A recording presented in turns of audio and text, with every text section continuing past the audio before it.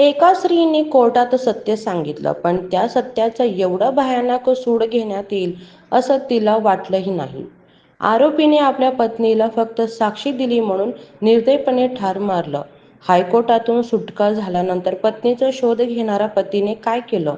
नेमकं काय घडलं पाहण्याआधी घटनेची सत्यता चॅनलला सबस्क्राईब करायला विसरू नका, जेणेकरून अशा महत्त्वाचे अपडेट्स तुम्हाला मिळत राहतील. चला जाणून घेऊया. नांदेड जिल्ह्यातील भोकर तालुक्यातील एक हृदयद्रावक घटना समोर आली आहे. पोटच्या मुलीवर अत्याचार करणाऱ्या एका नराधमाला कोर्टाने जन्मठेप सुनावली होती. मात्र हायकोर्टातून निर्दोष सुटकेनंतर त्याने जे केलं ते मानवी नात्यावरचा विश्वास डळमळीत करणार आहे. 2019 साली सावरगाव माळ येथील मारुती माधव टिकेकर यांच्यावर अल्पवयीन मुलीवर अत्याचाराचा गुन्हा दाखल झाला होता. पोलिसांनी फक्त 48 तासात तपास करून आरोपीपत्र सादर केलं आणि जिल्हा न्यायालयाने त्याला जन्मठेपेची शिक्षा ठोठावली. मात्र आरोपीने हायकोर्टात अपील केलं आणि 2025 मध्ये निर्दोष सुटका झाली. मात्र सुटकेनंतर त्याच्या मनात काही वेगळंच सुरू होतं. त्याच्या पत्नी सुरेखा टिटेकर हिनेच कोर्टात साक्ष दिली होती आणि त्यामुळे शिक्षा झाली.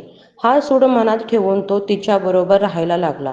7 एप्रिल ते 26 एप्रिल 2025 या कालावधीत मारुतीने पत्नी सुरेखाचा खून केला.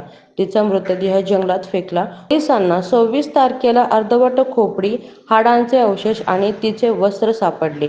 यावरून तपास सुरू झाला आणि शेवटी आरोपीला नांदेड येथे अटक करण्यात आली.